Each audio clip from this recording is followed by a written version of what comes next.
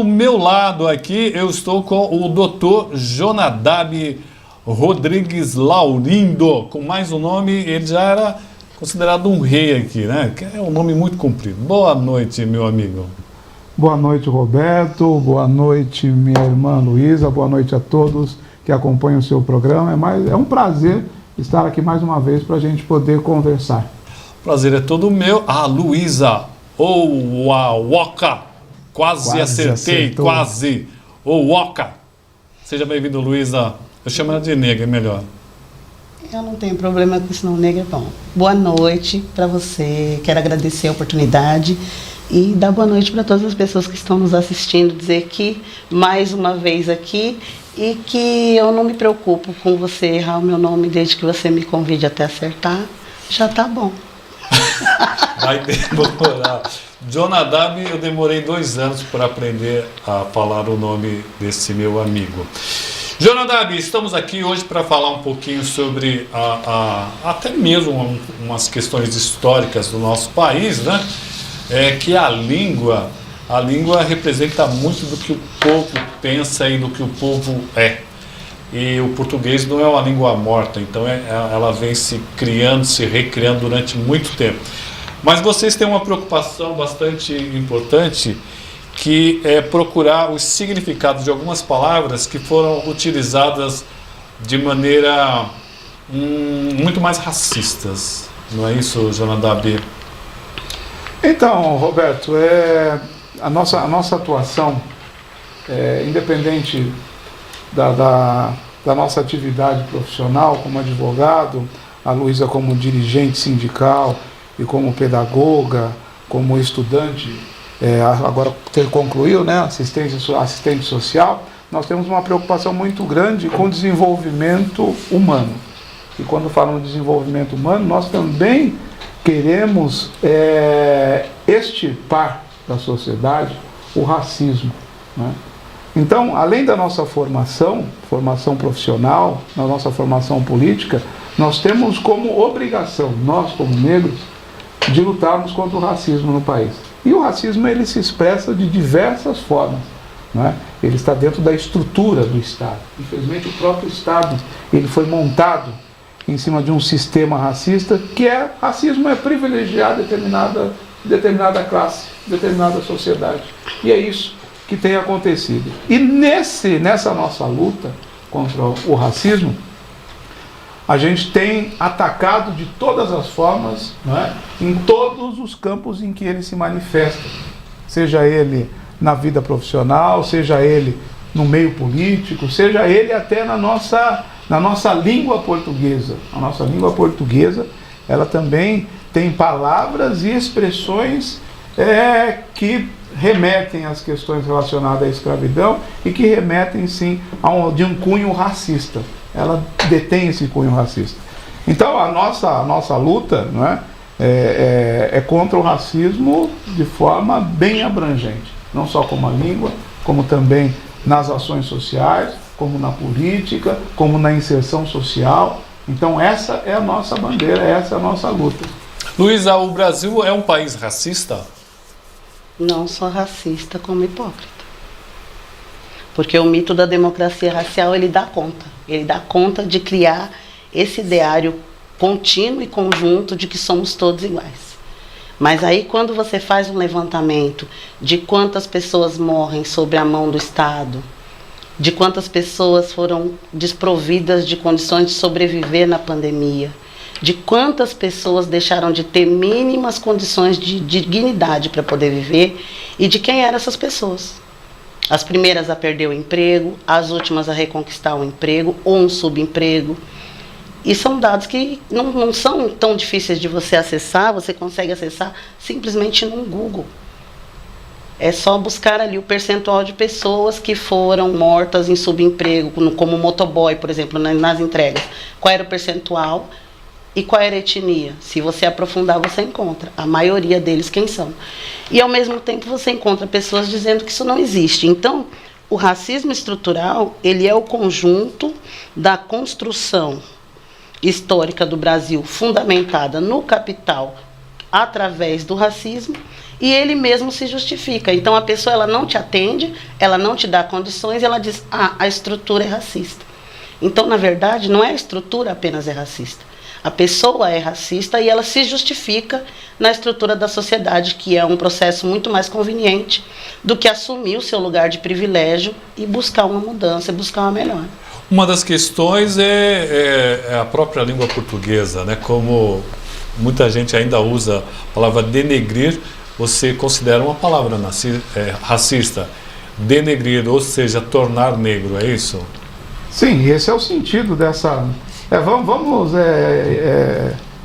não deixar claro a situação, deixar negra, escura a situação, para que as pessoas possam entender. Existem palavras que elas foram cunhadas, né?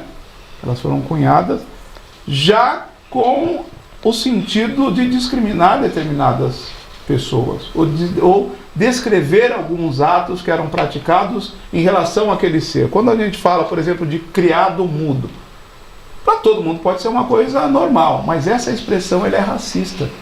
É do tempo em que os donos de fazenda colocavam um negro, né, ou a negra dentro do seu quarto, calado, para poder lhe servir. Era um criado que ficava ali, mas mudo.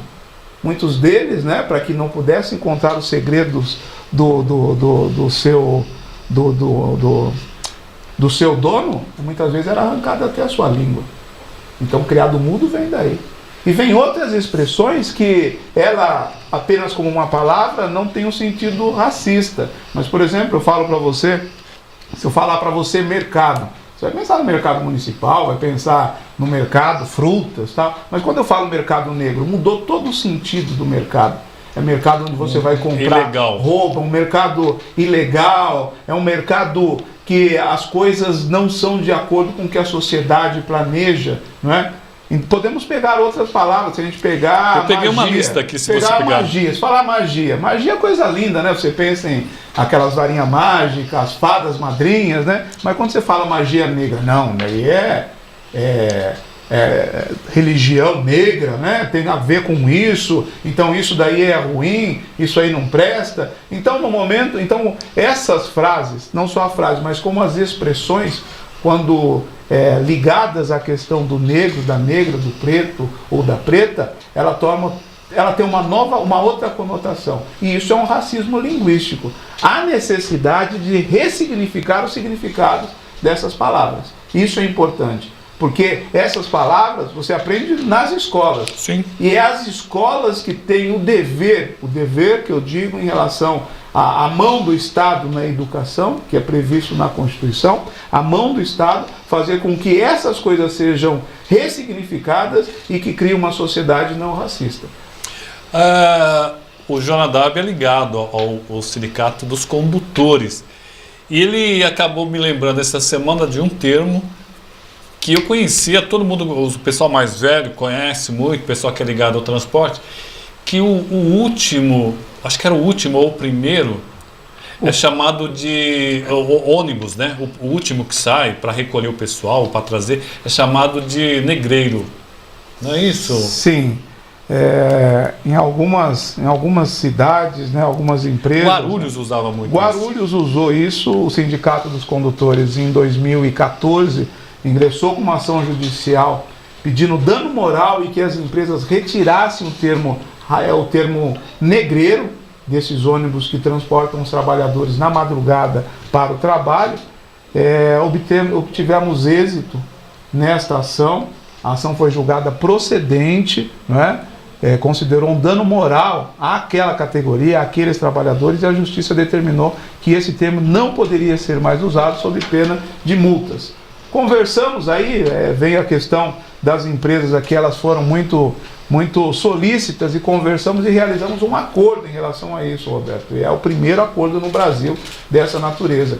As empresas mesmo que nos procuraram para isso, elas resolveram realizar uma campanha contra o racismo no transporte coletivo de Guarulhos. Então, os ônibus daqui de Guarulhos, ele está andando com adesivo falando que aqui racismo não tem assento.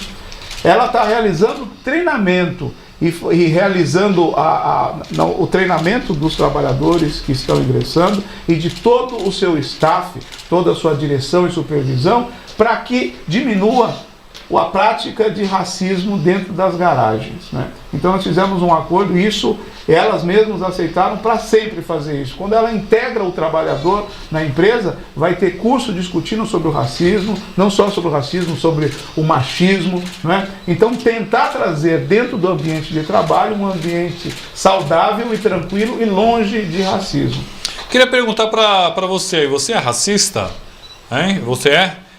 Eu separei até aqui algumas palavras, Luísa. Amanhã é dia de branco, serviço de preto, a coisa tá preta, mercado negro, como você já disse, denegrir, inveja branca, da cor do pecado, morena tipo exportação, mulata tipo exportação, negra de beleza exótica com traços finos. Não sou duas negras, cabelo ruim, cabelo de bombril, cabelo duro. Nasceu com um pé na cozinha, barriga suja e por aí vai. São inúmeros. São inúmeros, hein, Luísa? São inúmeros e também, no caso da mulher, como o próprio Jonadab já falou, das formações que as empresas estarão dando aos seus funcionários, ele trata também de um outro entendimento do racismo, porque são postos de trabalho majoritariamente ocupados por pardas e negras. E onde o racismo habita e ela sofre a dupla vitimização, o duplo preconceito. Quanto existe o machismo, quando existe o racismo. E aí tem esse termo beleza exótica, falando do ponto de vista da mulher, de uma sociedade que construiu todo uma estrutura de vestimentas, de tonalidades de cor, de cosméticos e de outras formas de acesso a situações de benefício estético que não contempla mulheres pretas e pardas. E um outro entendimento, como no Brasil, por exemplo, mulheres negras, até bem pouco tempo atrás, elas queimavam seus couros cabeludos para poder estar com o cabelo liso. Elas não usavam cores de batom marcante porque elas tinham um lábio que era execrado. Então, mulher preta não pode usar batom dessa cor, já tem essa boca desse tamanho. Mulher preta não veste vermelho, não veste laranja, não usa essa ou aquela roupa. Por quê? Porque não cai bem. É aquela roupa que realmente cai bem para todo mundo, mas para a mulher negra não. Quando você tem a possibilidade de ter contato com pessoas de outros lugares, como países do continente africano, por exemplo, você percebe que onde todo mundo é preto, toda cor é cor, todo batom é batom, todo lugar é lugar. Não existe essa situação. Essa situação ela é consequência dessa construção do Brasil, que foi um Brasil construído para branco. Foi um Brasil onde a gente não pode ter uma postura, onde a gente não pode ter uma fala. Quando se há uma fala mais enérgica, tem até uma entrevista em que a Thaís Araújo ela diz isso. Olha, eu acho você, foi dito a ela, eu acho você uma pessoa difícil. E aí ela devolve essa observação com a seguinte resposta: se eu fosse branca, eu seria difícil? Ou eu seria só uma pessoa de personalidade forte? Porque é difícil entender que a gente pode ser negro e ter um posicionamento e defender esse posicionamento e ainda assim, estando certa, ter esse posicionamento menosprezado tão somente por uma questão étnica. E o racismo, ele se reinventa em vários espaços. No último dia 15, no equipamento de saúde do estado de São Paulo, uma gerente do equipamento, ao ouvir a menina do atendimento questionar o cheiro do cloro que estava no refeitório no horário do almoço, ela virou tranquilamente para a menina e disse: é para matar as bactérias. Não. Aí é um pouquinho complicado. E encontrou quem apoiasse. Nossa, que incrível, bactérias. A menina não almoçou, ela saiu e foi buscar os direitos dela. Resultado disso, a diretora permanece, ela está afastada. E nós seguimos lutando para que a justiça seja feita. Realmente muito complicado. Eu continuo com a pergunta: você é racista? Você já sofreu algum tipo de racismo? Quero que você ajude a compartilhar, que o papo está muito bom. Pessoal, estamos também no Instagram. Estamos no Instagram. Eu estou procurando aqui, não achei ainda não. Sônia, eu não sou racista, mas por ser muito branca sofro racismo. Tem isso também, não, Jonadab? Será? É o que ela está escrevendo aqui, ó. Roberto, eu não sou racista, mas por ser muito branca, sofro racismo. Eu vou te colocar uma outra coisa. Eu vou te colocar uma outra coisa, né? Eu, por exemplo, eu não sou branco, mas também não sou negro. Quer dizer, muitos negros já me falaram assim, pô, Roberto, você não é negro. E os brancos mesmo, você sabe que eu não sou branco. Como é que... E aí, eu quero que você faça essa análise junto com essa palavra aqui da Sônia. Então, Sônia, às vezes fica difícil entender o que você quis dizer com essa pequena frase. Por ser muito branca, eu sofro de racismo. Porque o que é sofrer racismo? O que é sofrer racismo para ela? Né? Porque o racismo é você discriminar uma pessoa por causa da sua cor de pele. Por causa da sua cor de pele. Não adianta muitos falar, eu sou... Você não percebe, mas a minha avó tinha uma amiga que era negra, minha avó era negra, o fulano do Beltrano que eu conheci, que meu avô também era negro, mas uma coisa é dentro do ser... Porque todo ser humano, principalmente todo brasileiro, ele tem o sangue negro. Seja dentro do corpo ou nas suas mãos. Em algum lugar deve ter. Agora, a pessoa ser discriminada por ser branca no Brasil, não é? Isso é racismo? Eu entendo que isso seja racismo. A gente querer falar que existe um racismo reverso, não é?